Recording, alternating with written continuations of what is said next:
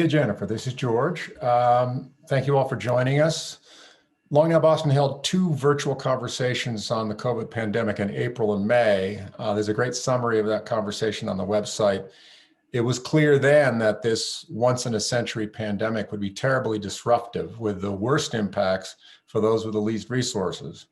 We also observed that these disruptions would be a catalyst for innovation in many areas.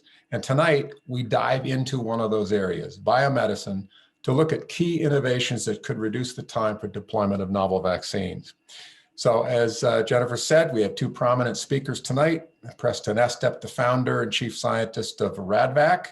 Early in the pandemic, that collaborative created rapid deployment vaccines and published all formulas and protocols on the internet to enable production and self-administration.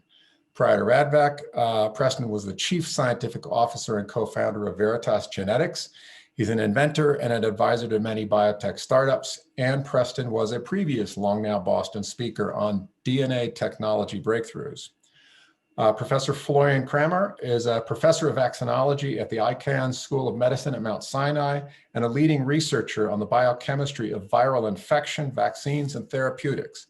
He's the principal investigator of the CIVIC, the Collaborative Influenza Vaccine Innovation Center, directs the Krammer Laboratory, which is part of an NIH-funded Centers for Excellence in Influenza Research and Surveillance. Dr. Krammer has published more than 250 scientific papers, including a proposal for preparing for the next outbreak. We are very excited and pleased to have these 2 join us. They are very, very busy. This is a critical time in the whole pandemic process. So for them to take the time out is something that we really, really appreciate. Before we begin the conversation, though, we want to start with a short video from 2015, I believe it was, that set the stage for what we're going to talk about tonight. So, Gary, you want to run the...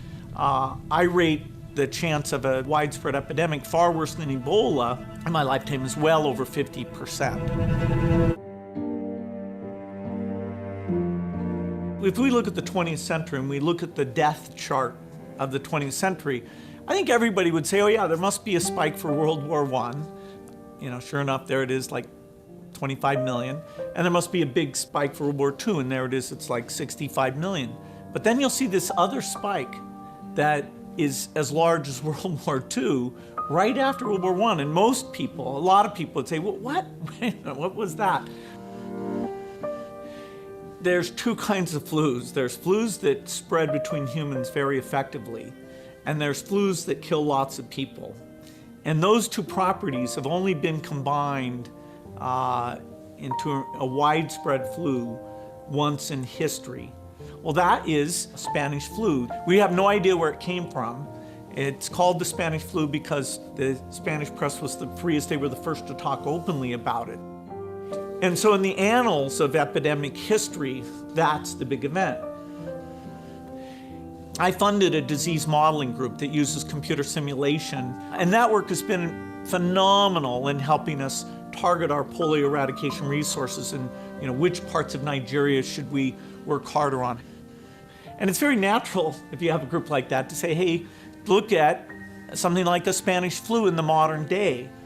Health systems are far better. And so you think, hey, that wouldn't be very bad. Well, we tried it, and there are some assumptions we had to make.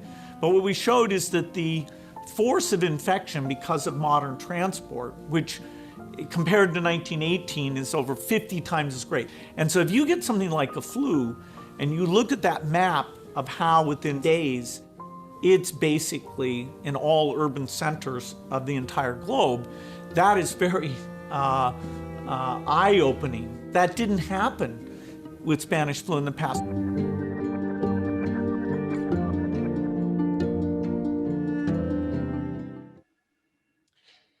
Right. So there we go. That set the stage. We'd like to invite Preston in. Hey, Preston, unmute, and just wanted to thank you for joining Long Now Boston tonight. Thank you very much for having me. I'm going to start sharing my slides here. Yeah, so you're going to give us a little update on how we've done compared to what Bill was saying Right. might happen. So, all right. So let's see. Can you see my screen? There we go. Yep. You just came up. Yep. All right. Still see it? Or is it, which one do you see? We're seeing the presenter's view rather than the audience's view. Yep, we're seeing audience's view. That looks perfectly right. Okay. Now I'm having trouble seeing my screen. All right, I'm going to stop sharing for a second. If it's problematic, Preston, you could always just drop out of presentation mode and just show them in edit mode. We could probably still make out the details if that's helpful. Okay, how about now? Looks good. Okay, great. Looks great. Okay, so relative to what Bill Gates said, things could have been much worse. But bear in mind two things. First, this pandemic isn't over. And second, even more importantly, an even deadlier pathogen might arrive at any time. So I think it's critical for us to think about what we need to do to prepare. And this headline reveals a really big problem.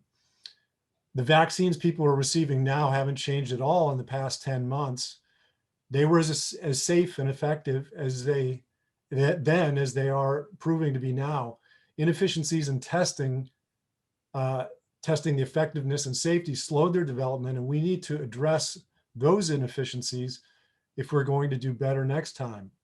It's also critical to note that the SARS-CoV-2 vaccines were developed so quickly because almost 20 years of deep research on SARS and MERS gave us a great foundation to start from.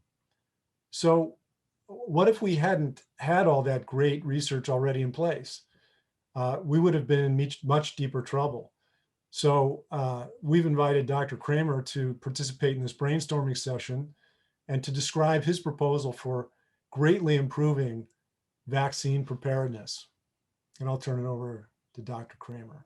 Thanks, Preston. Florian, could you unmute and join us and bring us up to speed on your thoughts? There we go. I think everybody can hear me. And thanks, Preston. I'll try to share what I have proposed recently and what a lot of other people have proposed as well, to kind of find sustainable solutions to pandemics and be much better prepared next time. So I'll talk mostly about vaccines, but I'll also share some thoughts about non-vaccine interventions in the end that could be helpful.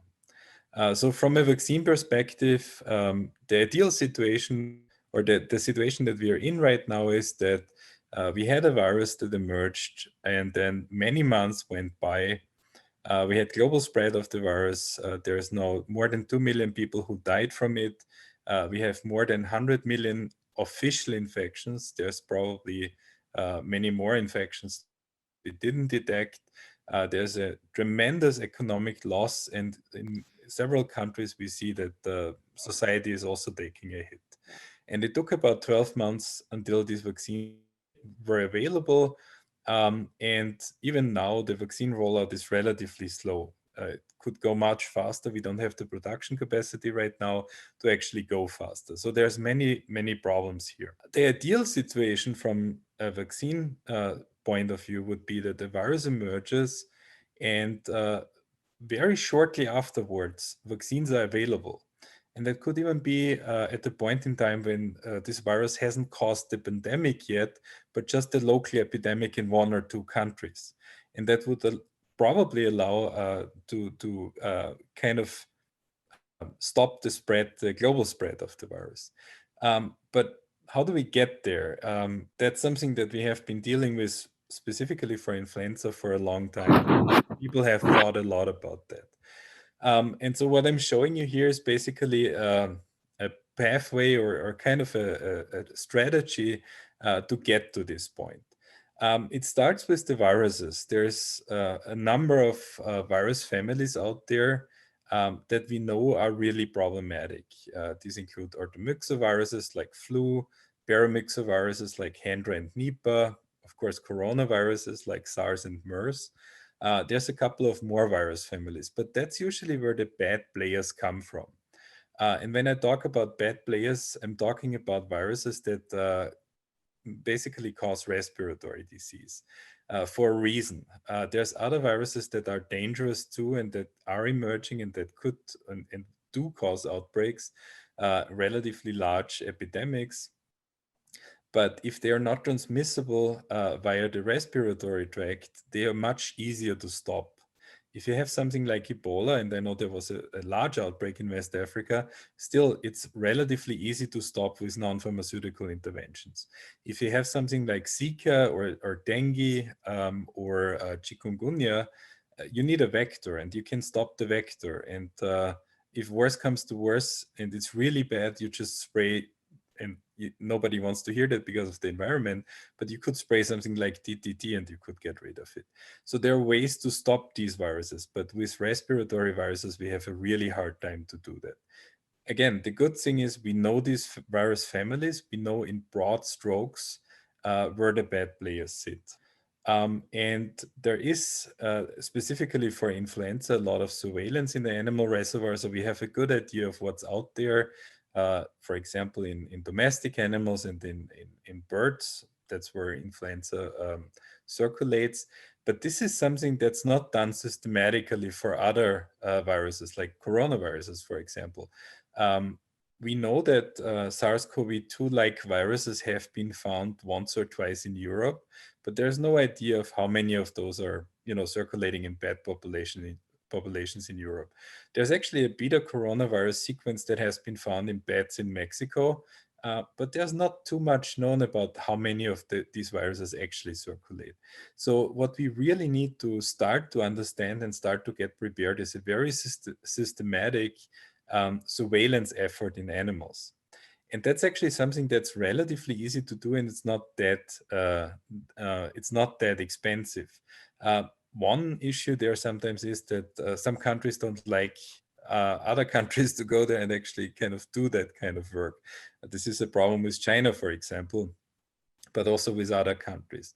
But if we would be able to globally set that up and get a very good picture of which virus strains per virus family are out there, and if we would characterize these viruses better, we would have a very good understanding of what's dangerous and what is not so dangerous. And based on that knowledge, we could then basically select 50 to 100 vaccine strains or viruses that we want to turn into vaccines. I'm just showing a phylogenetic tree here on the right side. These are basically coronaviruses. And it would have been very easy to pick a few of these sarbecoviruses, which are viruses that are similar to SARS coronavirus 1 and now SARS coronavirus 2, prepare vaccines, and they would probably have worked against SARS coronavirus 2, but we did not really do that. And so if we pick based on data that we have with surveillance and data that we have because we characterize these viruses, 50 to 100 vaccine strains, and start to prepare material using vaccine technologies, modern vaccine technologies like RNA vaccines or recombinant proteins, we could start to basically get better prepared for that. We could take these 50 to 100 vaccines. We could produce them in GMP quality, good manufacturing quality. That's what the FDA requires so that you can go into humans. And we could stockpile these vaccines. At the same time, we could also perform phase 1 and phase 2 trials with these vaccines. Those are relatively small trials. A phase 1 trial is usually 100 or fewer than 100 people. Phase 2 is a few hundred people. And so we can learn about how immunogenic these different vaccines are. We can learn about safety issues that might arise, and we can keep these trials going for quite some time to understand long-term immunity and also understand long-term safety issues, because that is what people are concerned about when we are talking about new vaccines. And in parallel, what we know is that for many of these virus families where we have bad players that might be out there in animals, we also have already viruses that are circulating in humans. That's, for example, the case for coronaviruses, where we have 4 human coronaviruses that circulate in humans and cause common colds. And so if we would better understand, and that investment has never been made, what protects us from some of these human coronaviruses, we could extrapolate to the immune responses that we generate with our new vaccines against these new virus strains. And instead of then really having to test in the field if the vaccine protects against disease, we could just look at the immune response and basically predict based on the immune response if a vaccine works or not. And that's what we call correlates of protection. We actually do have that for influenza, and it makes things a lot easier. And if we do that, if you would do that systematically for human pathogens, and we would understand those protective immune responses better, we would likely not need large phase 3 trials in the end if a new virus emerges. Okay, so we did all these preparations. We did our phase 1, phase 2 trials with our 50 or 100 vaccine strains. We looked at correlates of protection. We understand this well. And then at some point in time, a new virus emerges. And as you have seen now with SARS-CoV-2, we are able to identify these new viruses very quickly. We can sequence their genome. And by doing phylogenetic analysis, you can figure out very quickly into which of these virus families the virus falls. And you can also figure out very quickly which is the closest vaccine strain that we have prepared. Ideally, there's a match, right? The same virus that we prepared a vaccine for actually causes the outbreak. And that's, the ideal situation.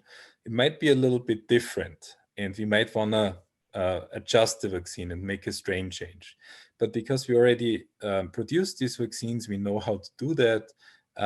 We will have a very easy time to just exchange the sequence. And you can see that with the RNA vaccines right now, for example, if you would have to update them to reflect these new variants, for example, this could be done in a very, very short amount of time. Okay, so we have this new virus. We're making a strain change so that we can produce this new vaccine, but it's very similar to a vaccine that we have already prepared and tested. And so we produce this now, and we start immediately phase 3 trials. Now, as you have seen with SARS-CoV-2, these phase 3 trials take a long time. Basically, you vaccinate 2 populations. You give one population the vaccine, the other population you give a placebo control, and then you follow them and figure out how many people in each of these groups get sick. Then you calculate the efficacy. But you have to wait until these cases accumulate, and that takes a lot of time. Now, remember, we established a correlate of protection here. And so what we're going to do is we're going to run the phase 3 trial, and we're not going to wait if anybody gets sick or not. We're just going to measure the immune response after the second dose of vaccine. And based on these correlates of protection, if we see this type of immune response that we found to be protective against related virus, we continue with vaccine rollout, because now we know that the vaccine is going to work. And this would basically cut down the period between the emergence of a new virus and vaccine rollout to approximately 3 months. Of course, this doesn't solve the issues with production capacity. This is something that we would have to build in the meantime, or reuse from other types of vaccines or biologics that we are making. But it would be a good strategy to really speed this up. And I think it's certainly doable. And then you have vaccine rollout, and within 3 months, you start to vaccinate people. Now, of course, this is expensive, but I wanted to put this in perspective. A single phase 1, phase 2 trial, if you put them together, and that includes production costs for the vaccine, it's about $20 million per virus. And we said we want to make at least 50 to 100 to have good coverage. If you compare that to the defense budget of the US for 2019, which was $686 billion, that's still not that much. And of course, the good news is that this can be a global effort. This doesn't have to be done only by the US. And you don't have to do this repeatedly. So it wouldn't actually be that expensive. And again, just to put that in another perspective, I think you all have seen this fighter jet. It's an F-35 Lightning II. It's one of the most modern fighter jets that exist. This thing actually costs between 94 and 122 million per piece. The US right now has 375 of them, and we'll get approximately 2,000. So compared to what amount of money is there for military spending, preparing for something like that would actually be very little money. And it would probably save us from situations like we have a situation like we have it right now. And then I also wanted to say a few words about other preparations. Of course, I'm working on vaccines, and that's what I focus on. But there's many more ways to get prepared. One of these ways is to develop broad antivirals that cover whole virus families, or that go even broader. And that's possible because a lot of the, for example, polymerases that these viruses use to replicate their genome, a lot of the proteases that they use are relatively conserved. And so it's possible to develop small molecule drugs that target all of them. And that is something that we should also focus on, and that could be very, very helpful. Of course, those are usually used for treatment and not for preventing global spread of a disease.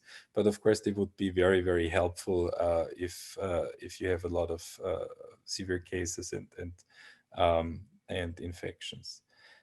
The other thing that's missing, and we have all seen that in the beginning of the year, is a global framework and a concerted plan of action in case a virus emerges. Yeah, sure, the WHO declared a public health concern, international public health concern.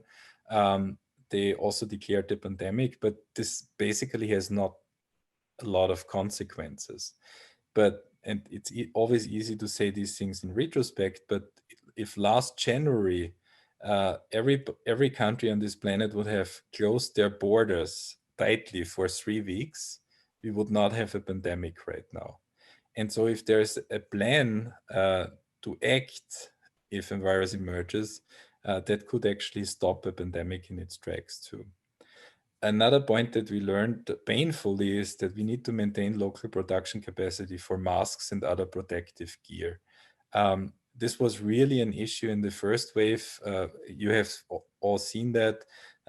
People were working in the hospital with infectious patients. They didn't have N95 masks. They didn't have protective gear. We even saw people here that who used garbage bags as protective gear. And this is something that also can be planned for, and we can make sure that we have these production capacities locally, because it might actually be hard to ship and move material across international borders. And then the last point is a really important point, and specifically in the US, we have seen that, and it was hurtful to look at this. We have to develop efficient communication strategies to make sure that the population is on board and engages in countermeasures. Wearing masks really cuts down on transmission. But if nobody believes in it and everybody says that the virus is a hoax and that it's just a mild disease and masks won't stop it anyways, the masks don't help. And so I think this is another really important area that we need to work on, and we need to find a solution for that. I see that as one really significant key point to get better prepared for the next time. And I'll stop here. Great, Florian, thank you so much for that presentation. We're going to hold questions for a little bit later. We're going to bring you and Preston together and have some back and forth conversation. So right now I'd like to turn the program back over to Preston for him to offer his insights on what we can do. So thank you, Florian, and hold on, we'll get back to you later. Preston? Okay. All right, can you see my screen okay? All right, so thank you for having me again. I'm Preston Estep. I'm the chief scientist of the Rapid Development Vaccine Collaborative, or RADVAC. And I'm going to follow Florian's proposal with some similarities and some differences. I'm going to propose some ways we can prevent the next outbreak from becoming a pandemic. And I mentioned in the introduction that preparedness is the only way to deal with serious outbreaks. And there's a single, most critical reason for why that's true. And it's the trolley problem. A runaway trolley is heading down a track where 5 people are standing. You're standing next to a switch to change tracks. If you don't switch the tracks, the trolley will probably hit and kill all 5 people. But there's a person standing on the adjacent track. And if you switch the tracks, then your action will probably cause the trolley to hit and kill that person. Your inaction is likely to do far more harm than your action. But if you take action, you'll have to take direct responsibility for whatever harm is done. And the vaccine trolley problem is even more complicated. The trolley is the virus, and it's already hitting people who haven't been vaccinated. And there isn't one person at the switch. There's a diffuse lack of direct control, including regulatory bodies like the FDA, vaccine companies, public opinion, other scientists, politicians, and so on. And there has to be a consensus on pulling the switch to approve and deploy vaccines. And we've seen plenty of examples. This is a public display of evidence of what happens if we're not prepared and we're faced with a real world trolley problem dilemma. Here's a report on the Johnson & Johnson vaccine. The trial was halted, 60,000 person clinical trial. The trial was halted because of an unexplained illness in one participant. And here's a report on the halt of the AstraZeneca vaccine trial. 18,000 person trial halted because 2 participants became ill. And during the time when this trial was paused, people, of course, are getting sick and dying. In the 6 weeks that the AstraZeneca trial was paused in the US, over 35,000 people died to investigate the illness of 2 participants. But public health officials and other scientists say that this is necessary because we want to avoid any serious incidents like have happened in the past.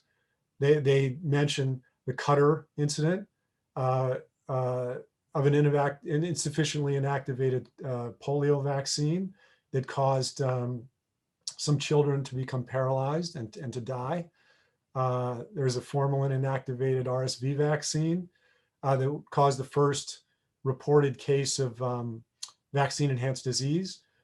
Dengvaxia and Pandemrix are more recent problematic vaccines. But here's the damage that these vaccines have done relative to, and let's compare that to SARS-CoV-2 vaccines. Plus, remember that these serious incidents happened over 50 years ago with Qatar and the formalin inactivated RSV vaccine. So the grand total of deaths in all of these vaccine misfires combined was 12. SARS-CoV-2 causes 12 deaths every 5 minutes in the US and every minute worldwide. So clearly there's a massively asymmetric risk assessment of a huge underestimation of the proven high risk of the virus and an overestimation of the typically very low risk of vaccines. And the only way to deal with this asymmetry is through extremely detailed and extensive preparation. I'm not going to go over this too much in detail. This is just a sort of normal timeline for research and development of a vaccine and approval of a vaccine. It typically takes 10 plus years. In 2020, we accelerated multiple aspects of this typical timeline, and we produced vaccines in record time by overlapping phases, by building factories early, by scaling up manufacturing even before the the end of the trials and approval.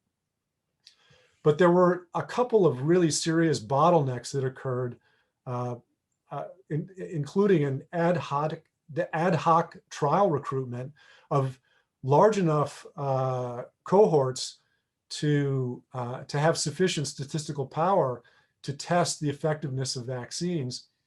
And there's also that delay in recruitment was months long for some of these vaccine trials.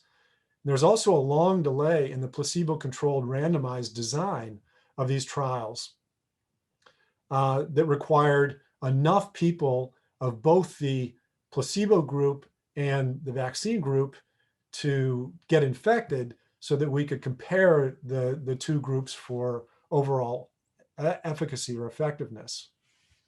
So with those points and bottlenecks in mind, here's some ways we can be much better prepared to deal with the outbreaks that are going to happen in the future.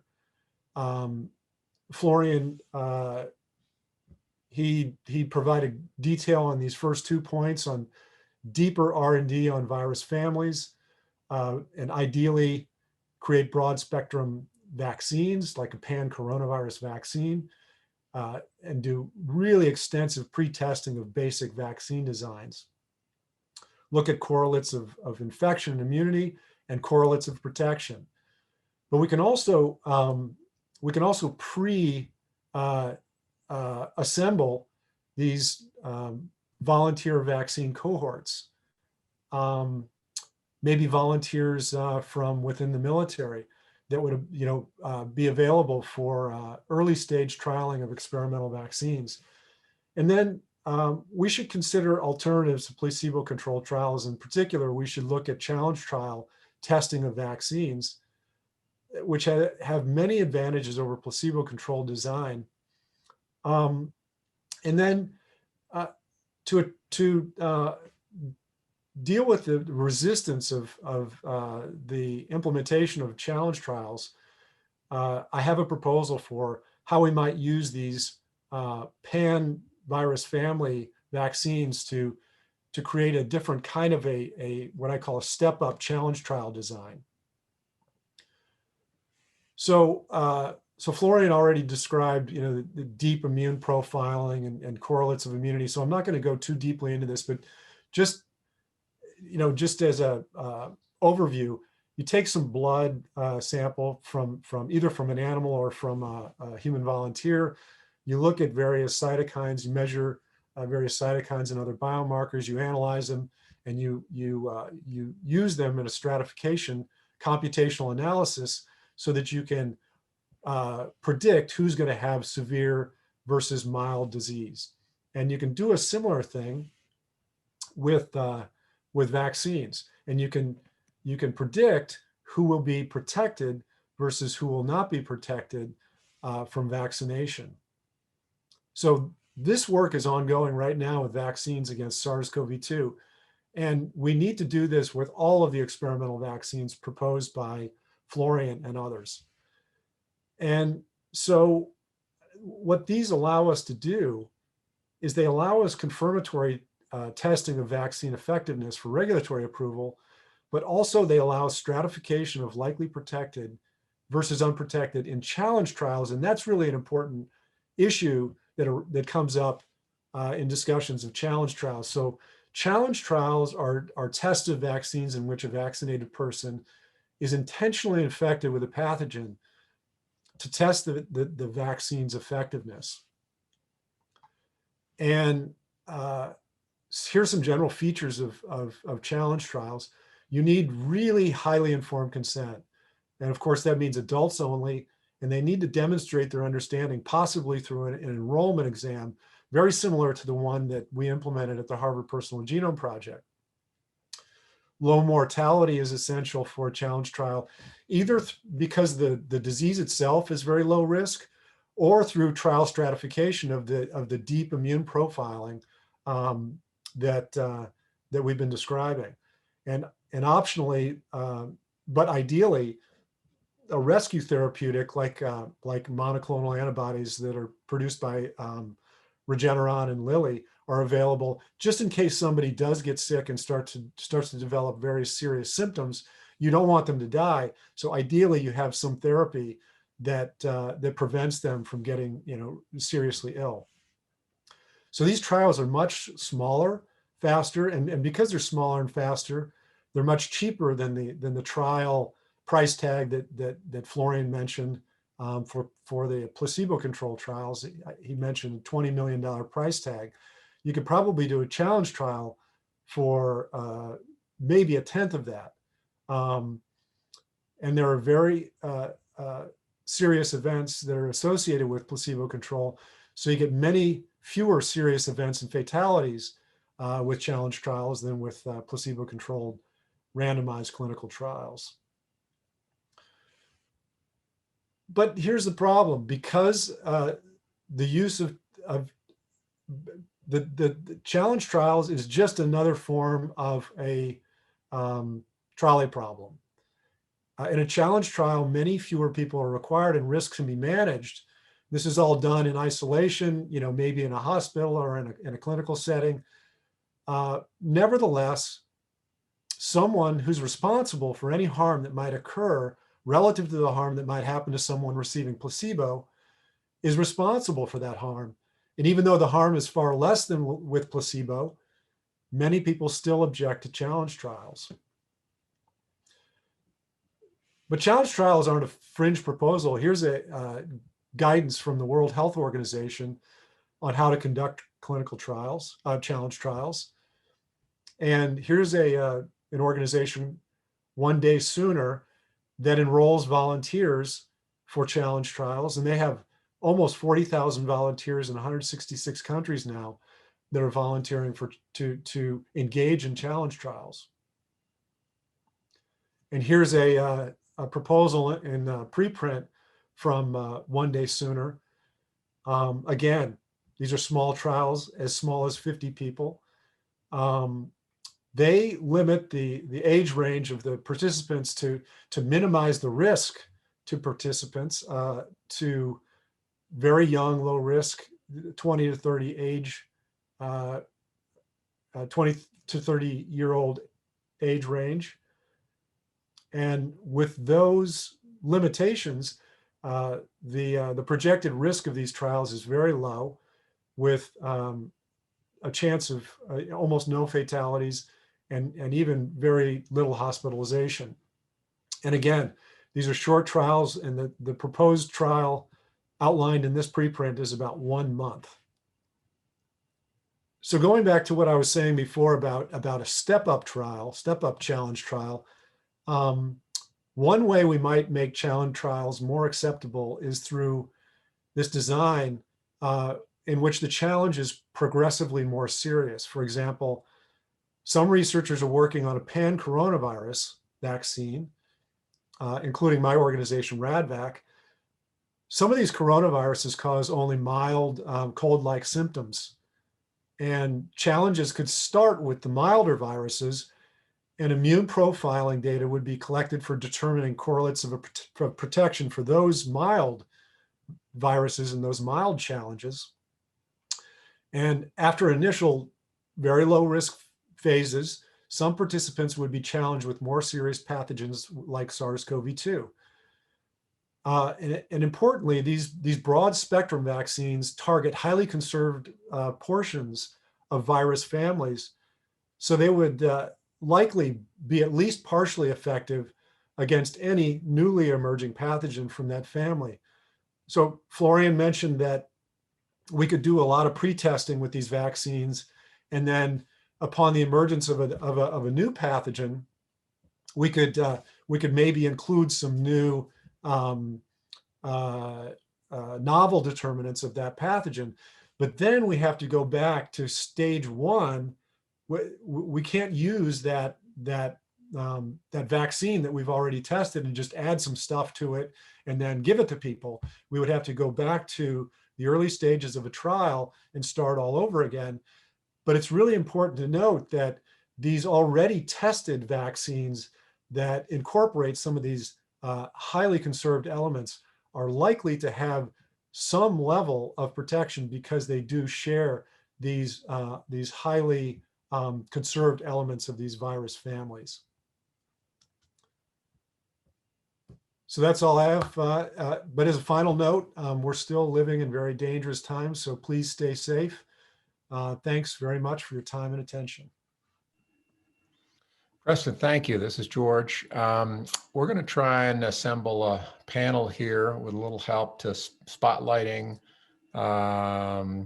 you and bringing Florian in and Grant and me so that we can kind of begin to prime a conversation, multi-part conversation here.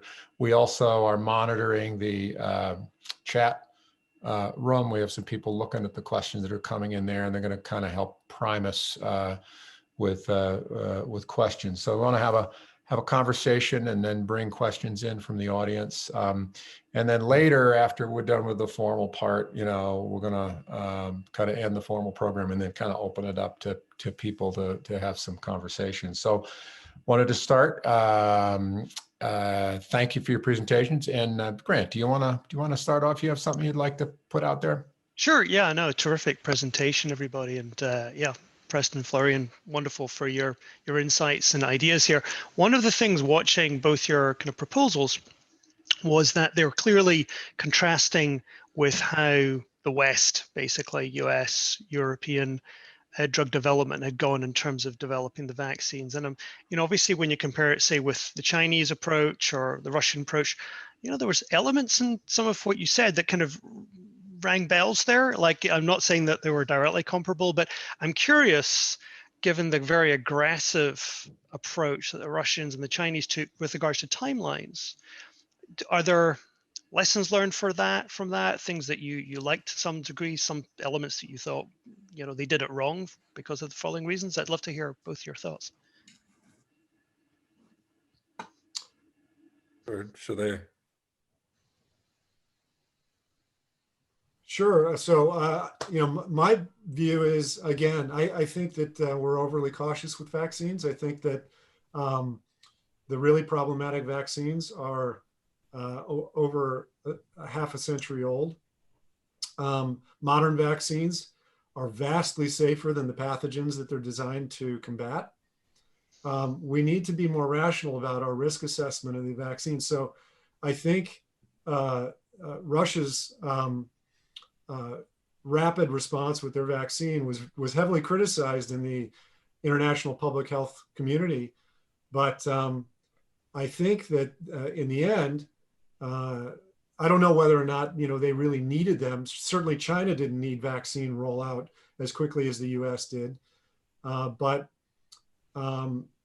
if they perceived a serious threat from the virus, I think it's really a no-brainer to estimate the risk of a vaccine and use an evidence-based support of rolling out the vaccine very early, because they know that the likelihood of it being more dangerous than the virus is infinitesimally small. Mm-hmm. Florian? Yeah, I have a more differentiated look at that. I mean, the truth is, in terms of development, the West was as aggressive, right? Moderna went into a phase 1 trial on March 16th, which was just phenomenal. The problem that I see in China is, one of the vaccines that was early licensed or early used in the Chinese military, the CanSino Ad5 vector, is unlikely to be very efficacious. So that's getting rolled out. Well, now we have no clue how well it works. With that vector, there's actually not even that much animal data. While for other vaccines that were developed in China, there was good animal data, and there was good neutralization data from phase 1, phase 2. The CanSino vaccine never had that ability. They had very, very low neutralization titers. So I think that might fall back to them. They might have to incorporate an additional boost or something like that. The Russian vaccines might actually work pretty well, but they lost trust, right? They had I think it was 70 or 80 person phase 2 trial. And after that, they said it's safe and it works. And they had no clue if it was safe or it worked. and they lost trust through that, and people are very cautious. I mean, even the Western vaccines that were developed a little bit slower have been developed too fast in the mind of a lot of people. And of course, the virus is much more dangerous. I completely agree. And I was waiting for case fatality rates. I would have been ready to vaccinate myself with my recombinant proteins in March if it would have been more deadly in my age group. But I think trust is an important thing, because you can have a very nice vaccine in the end. If people don't want to take it, you don't have a vaccine. And I think that's really important. We need to make sure that we follow procedures that people think and believe are safe. And that's right now a huge issue. I know that a lot of people want to get vaccinated, but a lot of people are very worried because this only took 12 months and usually it takes longer, right? So I think it's different scenarios. It kind of depends. Mm-hmm. So I just want to interject. I completely agree with Florian's assessment, but there's been a huge trust problem in the U.S. too, and other Western countries, and it's not because the people in Russia are reading the biomedical literature, or the people in the U.S. are reading the biomedical literature about vaccines. All they know for sure is that we moved much faster than we ever did before, right? And there's expressions of concern from public health officials about that. Nobody, so the public doesn't know that corners were cut. They're just concerned that they have been, because it took so long historically, and it took such a short amount of time this time. And that's really, it's not a scientific metric, right? So we have to, I think, proceed on the evidence, and somehow, also simultaneously educate people about the fact that corners haven't been cut, despite the fact that we've moved very, very quickly, and sort of just, outline what those steps are and how rigorously each one of those has been focused on.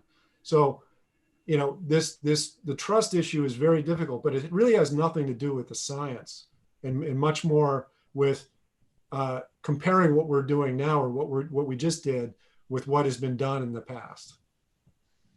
Preston, I can see some questions coming in on that trust issue. One of them is a question about the distrust among some people for big pharma as a capitalist profit-making enterprise. What is their role? What does this mean? Are these companies going to be making a lot of money? And that sort of feeds into the question that broader question I had about where is the balance. You've got a complicated program of both scientific research and pre-development and then regulatory development, and now we've got vaccine manufacturing and distribution and rollouts, and there's who plays what role, and where, how do we bring all these actors together, and specifically what role is a profit-making enterprise playing, and how do we manage that role that they have in this process? So it's a very complicated question. For the last few decades, governments have squeezed all of the profit margins out of the vaccine business, which is one of the reasons we're as little prepared as we are. So we need to understand that we tinker with this, the mechanisms of the market at our own peril. We need to be realistic about preparation, and vaccine companies, I think, would be more realistic if governments hadn't artificially driven prices down on vaccines. So it's not just that, I don't begrudge anybody, the ability to make a profit if they've made their life's work making vaccines that save people. There's lots of other things that those people could do with their lives.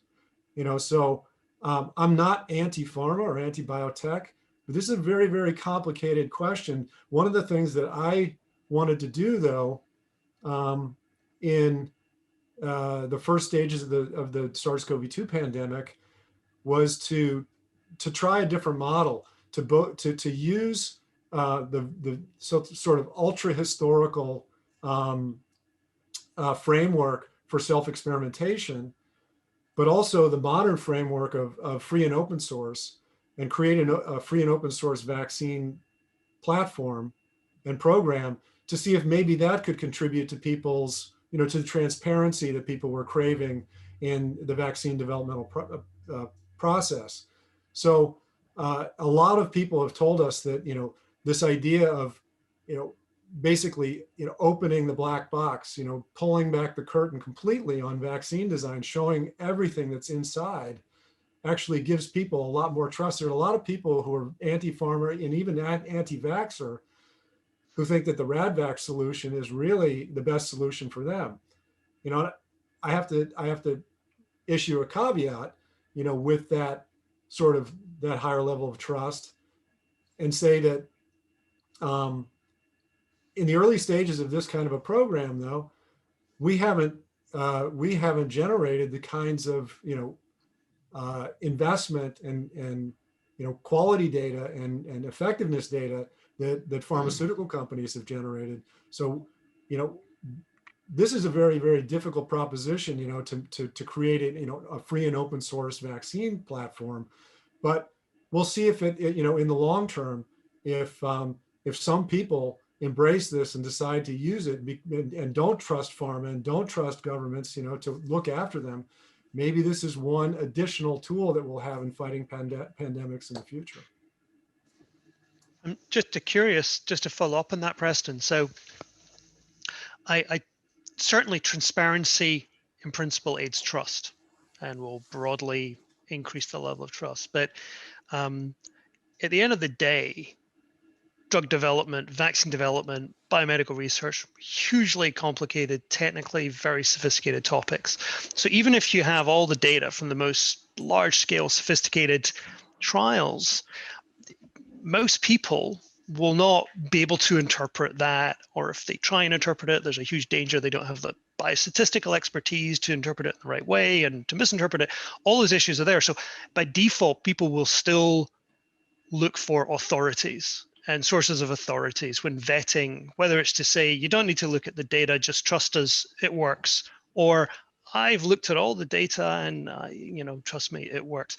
We always need to those authority figures, and ultimately, I don't quite know how we get around that reality for most people. Florian, Preston, I don't know if you have thoughts on that. The sources of authority here, not just transparency. Right, and I actually wanted to make the point that this time most big pharma have been very transparent, right?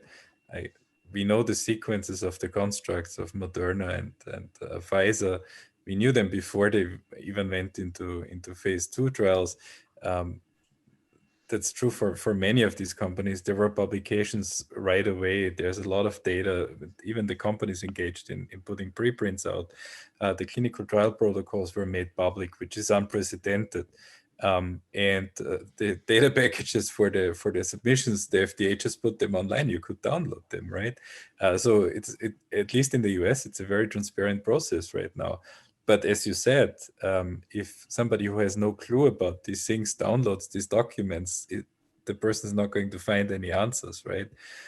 So yes, but I think that's why we need people like Tony Fauci, for example, that kind of break that down and that are trustworthy. And I mean, I guess a lot of people trust Tony Fauci, for example. I think you will always need people like that who kind of lead in that direction and basically are, as you said, authority figures that can tell somebody if this is a good vaccine or not, right? I think we won't get around that, and of course, governments also have to do with that, right? Because if on the one side you have a person like that, on the other side a government is kind of destroying trust in science in general, it's not very helpful. I want to ask a question of each of you, and I'll start with you, Florian. You heard what Preston was saying about challenge trials, and what's the biggest barrier to making progress on Preston's proposal to migrate to a challenge trial type of environment for these things? What's the biggest challenge you see? So we do have challenge trials. There are vaccines that have been licensed based on challenge trials for some diarrheal diseases, for example. Challenge trials are very common for malaria, for example, and of course you can treat people afterwards when they have been challenged. We do use them for influenza. That was something that was stopped and now it's coming back, and that's super interesting. The FDA just won't license anything based on an outcome of the challenge trial. And of course, you need a negative control group also in the challenge trial. And so the problem depends. It depends on the disease. In some cases, the FDA will take the evidence and say, okay, we license based on that. In some cases, they won't. But the biggest issue that I see, and Preston is absolutely right about doing some of these things with human coronaviruses, with not so dangerous pathogens, to learn more about correlates of protection. I think that's an excellent proposal. But the problem is if you have something that's new, that's coming, right? And you don't understand the full consequences of an infection yet, you might actually infect some people and they might not die, but they might suffer long-term consequences. Or you might have a large proportion that actually does die in the end. So, I think that's kind of the problem that you face if you do that with a new pathogen that you don't understand fully yet. And I mean, I completely agree. Actually, Preston said it costs 20 million to do a phase 3 trial. That's for a phase 2 trial. For a phase 3 trial is somewhere between 300 and 500 million dollars. So that's huge costs. Just if you have so many infections as we have them now, the data accumulates pretty quickly too. But in general, I think challenge trials are useful and should be further developed. And I'm myself working on new challenge models for influenza. But again, for flu, the FDA won't use that data as basis for a license. Yeah. So Preston, turning to you, Florian described a good research program on the front end to try and prepare us and get us started in the right direction before the next pandemic comes. What's the biggest hurdle to accomplishing that goal?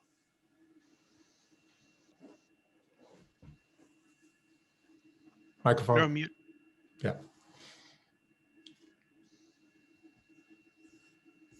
You're still on mute, Preston. Sorry. Sorry, my microphone was hidden. Willingness and money. It's this always comes down to money, right? If the NIH puts out some requests for applications, launches some grants, people will line up and start doing the research. Pharmaceutical companies need to contribute to and should contribute. If pharmaceutical companies are allowed to make money in the vaccine space, they certainly will. This is again, going back to the problems that have arisen through trying to overregulate pharma. Pharma would have spent a lot more in the vaccine space if the profit margins hadn't been so thin for so long.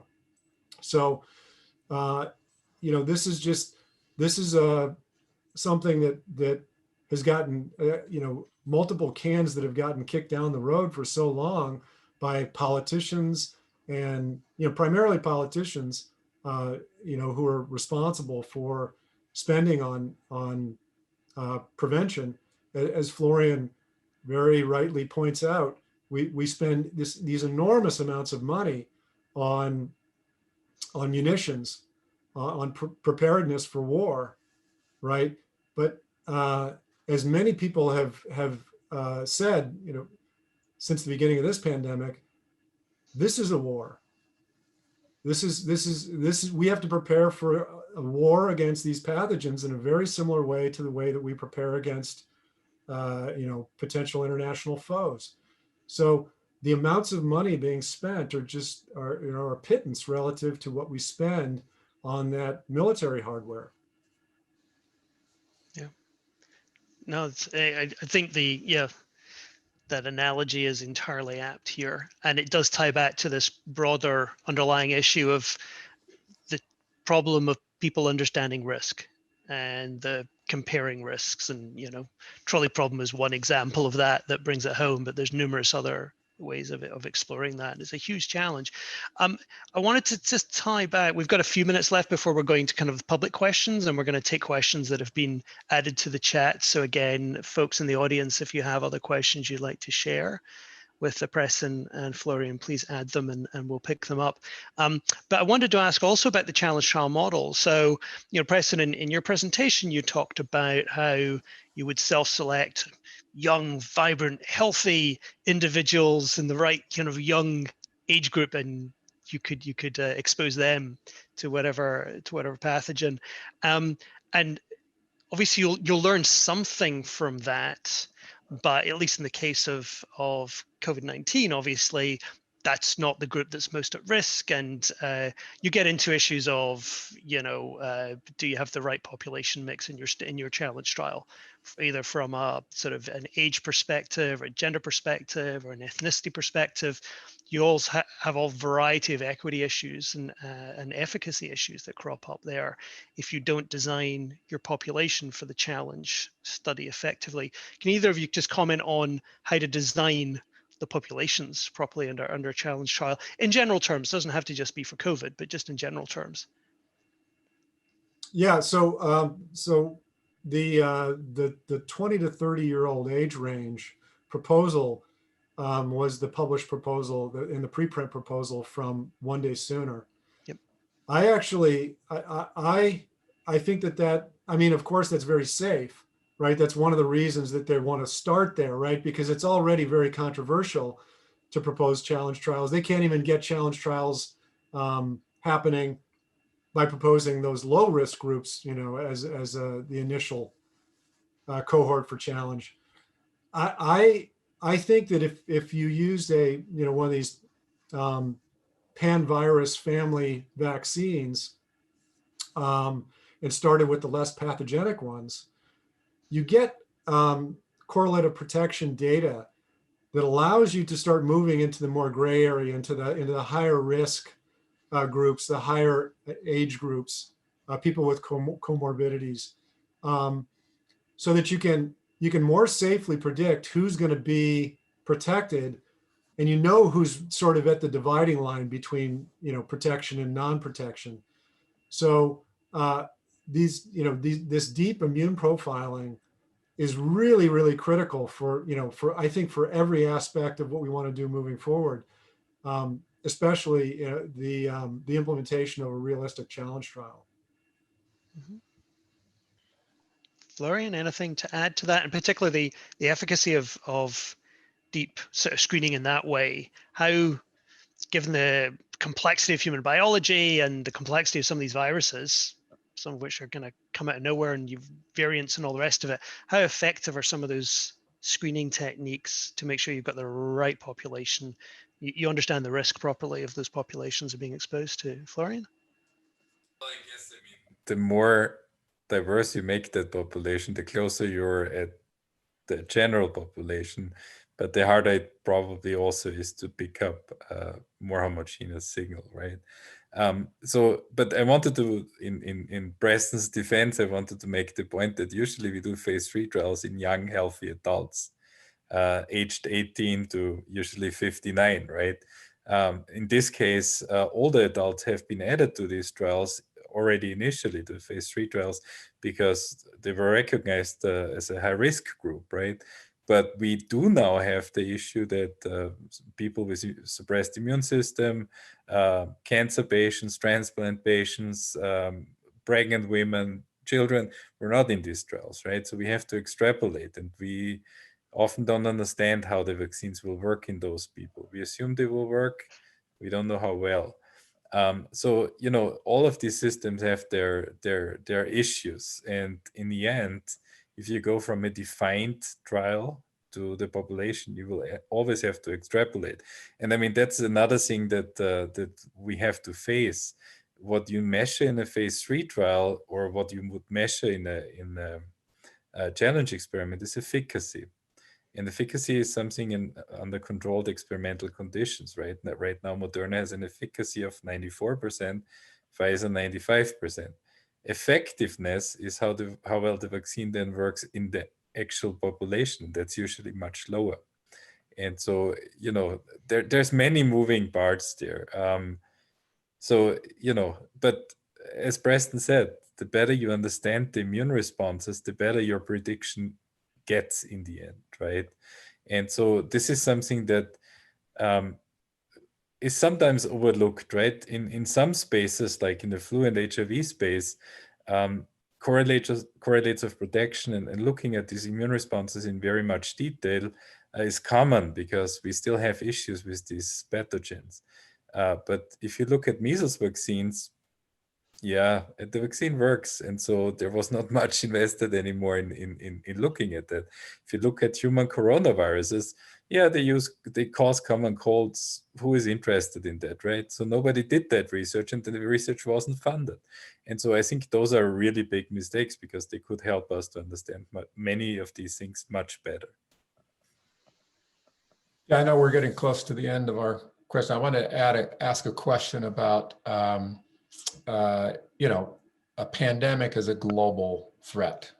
You know, it's a global disruption, and you know, human beings are used to dealing with things, you know, at a local level, at a national level, and you know, we're starting to see efforts to develop global institutions that are going to be able to respond adequately to these things. And I just want your impression on how have we done? Are we making some kind of progress? You know, science is allegedly borderless, you know, does it cross the borders? Are we making progress in the institutions that are going to be able to help address this going forward?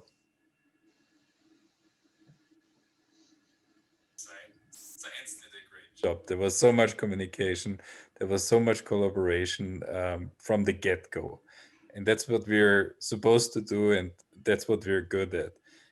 In terms of institutions, I think this pandemic showed us that we're not prepared in terms of globally reacting to something like that. I mean, I think it was just a disaster, honestly. But not at the level of not the scientific cooperation and the transparency, but at the actual implementation of measures that required political action. Exactly. Right? Yeah. Basically, how this was done on a political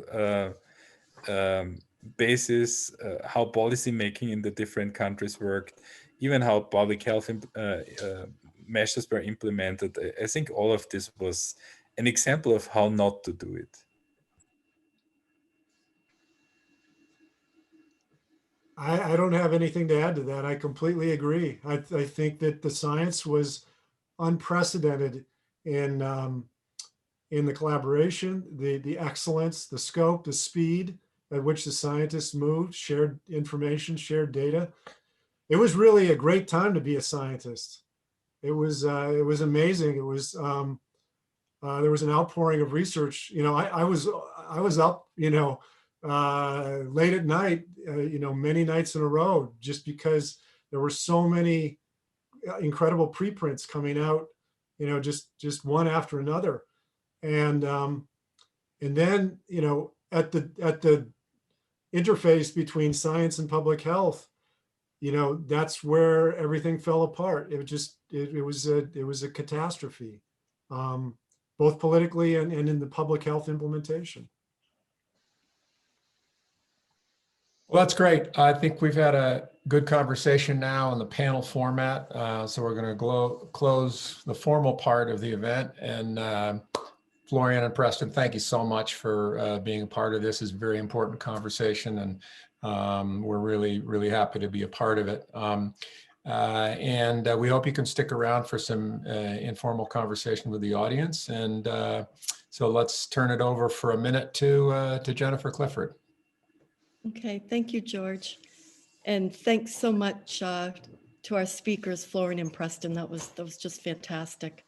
For all of you in the audience tonight, thanks so much for joining us. I hope you found this to be a rewarding conversation. And we are going to go to an open conversation. So perhaps you'd like to stick around for that. But first, just a couple of closing notes. A quick reminder to please visit our website, longnowboston.org. Stay in touch on social media, Instagram, Facebook, Twitter. You can find us at Long Now Boston. Consider signing up for a membership if you haven't already. It's a fantastic group, highly recommend it. And lastly, don't forget to sign up on Eventbrite for our next conversation, which will be held March 1st, called Let's Talk About the Weather. I do not want to forget our fantastic production team. Got a lot of people behind the scenes doing great things here. Gary, Mary, and Kim, thanks so much for your support this evening. So anybody who'd like to stick around and continue the conversation for another 10 minutes, 15 minutes or so, please do. For those of you who will be leaving us, stay well. Thank you for joining us and have a good night. Okay, I'll start by noting that Alex Hextra, I think you take the prize for the most comments. So you know, what are you thinking? What would you like to ask? Yeah, for better or worse, I you know, I have a lot of thoughts about this. Full disclosure, I've been working with Dr. Estep from the beginning of RADVAC's inception. Back almost a year ago now. We're coming up on a year into this crisis. So we've certainly done a lot of thinking about the various layers of public perception and trust building and transparency that go into not just vaccine development, but in vaccination campaigns. And I think one of the topics that came up in the chat as our presenters were gearing up was that a vaccine is really most effective not on its own, not on an individual level, but it is effective as a vaccination campaign. So for that, you really need a high degree of adoption. And I think Dr. Estep's slide about the trolley problem, or various sort of manifestations of this trolley problem were really excellent, right? I think that's a really meaningful way to conceptualize this.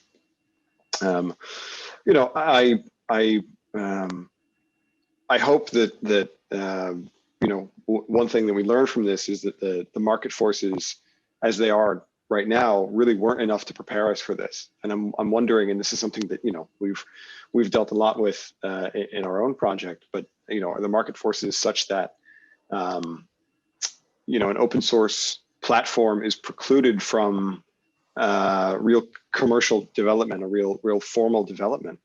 I think a lot of people have wrongly characterized RADVAC as a DIY initiative, but the reason I think that's a mischaracterization is because open source is more than DIY.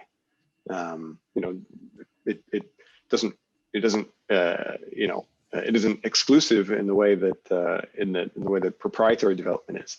But one of the questions I had, are there ways to better formalize open source vaccine knowledge in ways that can be developed and again formalized in larger clinical trials, including the placebo-controlled trials or challenge trials. Preston or Florian, you want to comment? Yeah, sure. I can comment. I think that it remains to be seen what the future looks like for open source in the vaccine space. But I think that the response that we've gotten has been overwhelmingly positive, and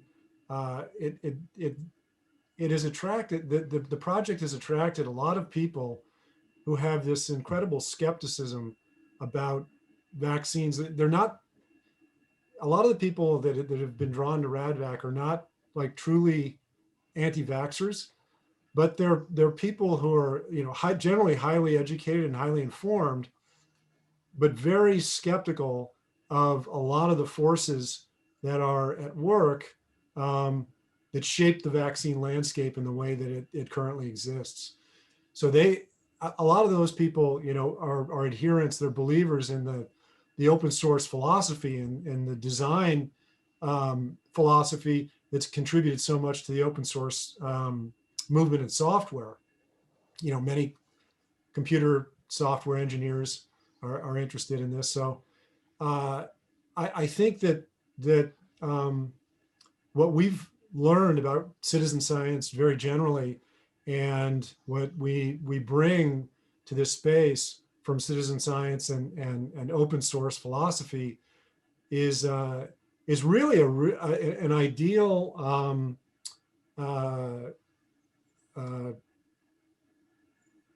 complement to the really historical, deep historical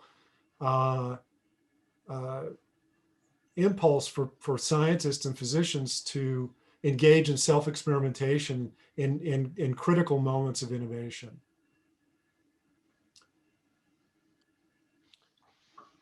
Anyone else want to ask a question or put a thought out there? Maybe questions, maybe comments. I mean, I think the concept is interesting. The question, you know, open source is easy, right? There have actually been projects. I remember there was a hepatitis B DNA vaccine. You know, that vector was shared, the protocols were shared, and so on and so forth.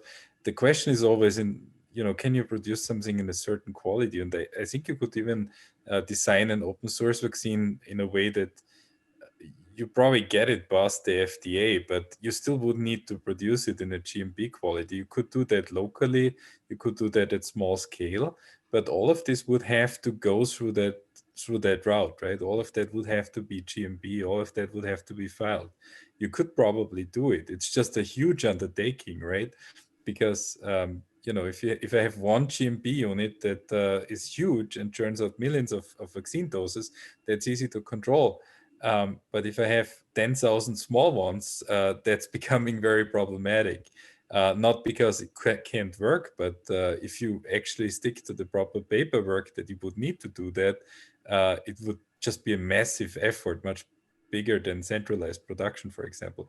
But in general, I mean, you know, kind of designing vaccines and not having proprietary information is basically, if you go back to the polio vaccine, what was done with the Salk vaccine, right? Jonathan Salk didn't even put IP on that vaccine. He just basically gave it to the people, and different companies started to produce it. Everybody could have hypothetically made it with the proper equipment and the proper quality reagents, right? So I think it's always a question, how would you, at least in my opinion, how would you now kind of make that comply with what the FDA actually wants you to comply with, right? It's not so much about, you know, is all the information available and can I get to that information? Florian, do you think the FDA is appropriately science-based in terms of their review and approval, or, you know, to what extent are there bureaucratic factors that kind of slow things down, and, you know, how trusted is that agency to make those decisions? So the FDA, in my opinion, there are many scientists there, and people usually, if they review, they do that 50% of their time, and the other 50% they do actual science. They're very trustworthy, and they're actually much more flexible than people think. It's just, if you work with a company like GSK or Pfizer, they don't want to fail at all. So they do everything they need to do, very high standards, and they're not trying to bend any rules or look for flexibility. You can actually do that. The FDA is not unreasonable. If you present proper data, they let you change things around quite a bit. I think it's this this problem that, yes, the FDA has too much administrative burden, put on vaccine development in a way to make sure they're safe. But on the other side, it's also the big pharma companies who just don't want to do anything special or anything new because they don't know if it's going to fly with the FDA. It might actually work very well, and there might be new ways of doing things. But they don't want to risk it because then all of a sudden you're on a clinical hold. And the last thing I want with my vaccine trial is ever having a clinical hold on record, right? So I think it's both sides. The FDA got very worried about issues because things like the Kata effect happened, Kata event happened because of things like with RSV. So they got worried. They had made more rules and more rules. And the companies got very worried to violate these rules and became more and more conservative. And I mean, the other thing is usually, there's a lot of money at stake. And as Preston said, there's not that much money in making vaccines. I mean, flu vaccines, for example, are a commodity. That's not, something great anymore. And so I think that's kind of the whole problem there. I think there is flexibility. It just needs somebody to try to kind of get in and see how much flexibility there is and if you can bend it. Can I weigh in on this one? Because you talk about the companies, pharma companies, as though they're homogeneous entities. The issue here is when you look at the incentives of the people who are involved in this, they're sharply asymmetric. The punishment for failure is career ending. The payoff for actually just delivering and having it go through is, yes, a nice pat on the back, but it doesn't make your career. And those incentives are so asymmetric that it's really hard to find someone who's going to take a risk, because your downside is huge and your upside is limited. And unless and until we do something about the way they think about that incentive compatibility, we've got a fundamental misalignment of incentives. I mean, there's a reason the cost of clinical trials has risen by a factor of 3 in the last 15 years, as we progressively try to eliminate sources of failure rather than actually achieve optimality. Sort of, we've got a pharmaceutical-wide trolley problem, in which we're not curing a whole variety of people because of the possibility that we might harm a few people along the way. Sorry for weighing in. This is I'm a part-time MIT professor who specializes in the adoption of new technologies, and this is a really well-established phenomenon across any form of innovation in technology. Look, if somebody higher up in a vaccine company has 2 clinical phase 3 trials that fail, that person, like I'm talking about CEO, that person is gone. Yeah. Of course, you play it safe. The incentives are even worse. You have absolutely no incentive to take a risk, and every incentive to spend more and more money. I see Preston nodding. I'd be interested in your take on this. Yeah, there's this is everything you said is exactly right.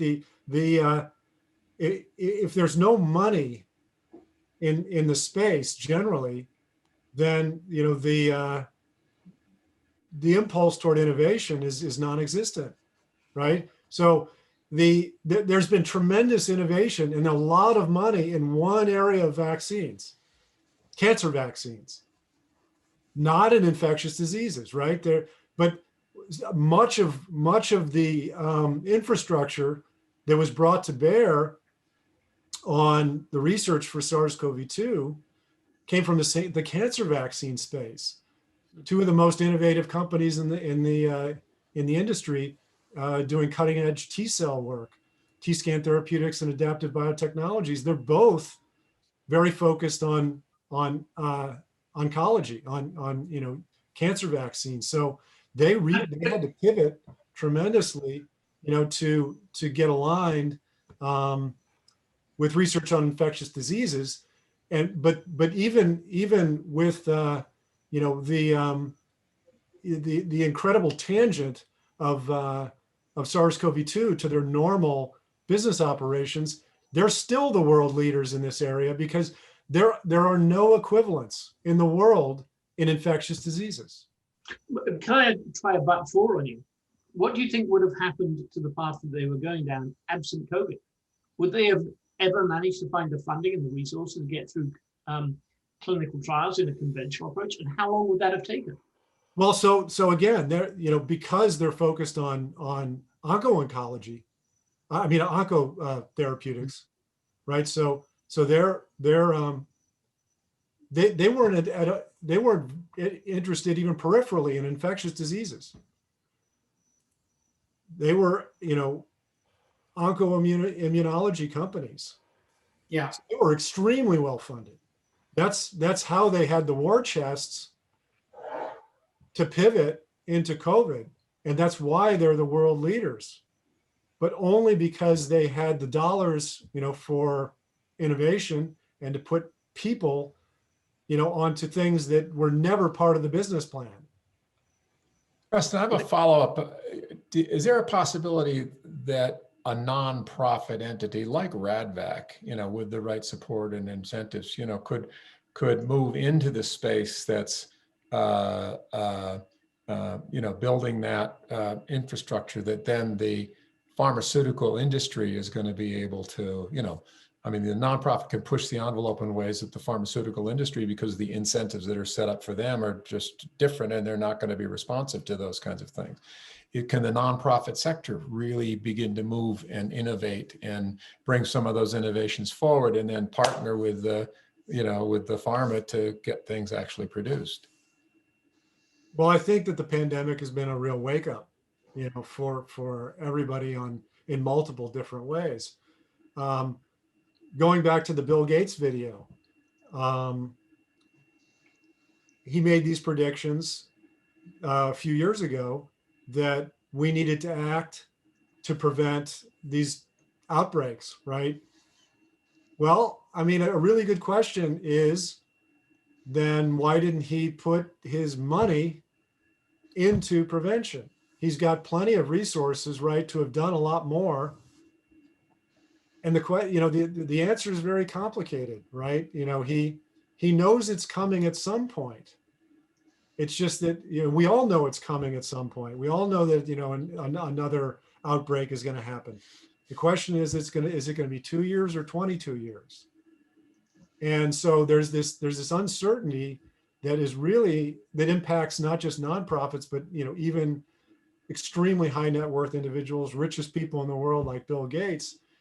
They can't deal with uncertainty in the way that governments might be able to if they were planning rationally over the courses of generations, right? But even governments, because the way that our succession occurs in the U.S., with one administration and then senators move from office to office. Everybody's kicking the can down the road. This occurs in the private sector too, right? CEOs, are shooting for maximizing the quarterly profits. Everybody, and this is one of the reasons that I think this is a great conversation to have with Long Now Boston, is because the real fundamental culprit here is short-term thinking, right? Yeah. In politics, in business, in science, public health.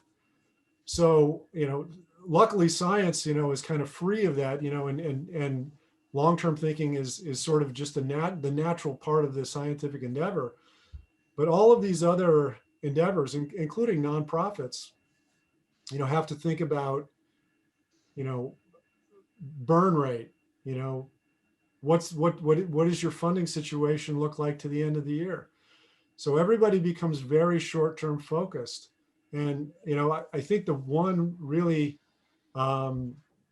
most important aspect of this pandemic, the biggest silver lining, is that we're reawakened to the importance of long-term prevention, investing, heavily into those areas that will give the greatest amount of long-term stability in resistance to things like pandemics and outbreaks.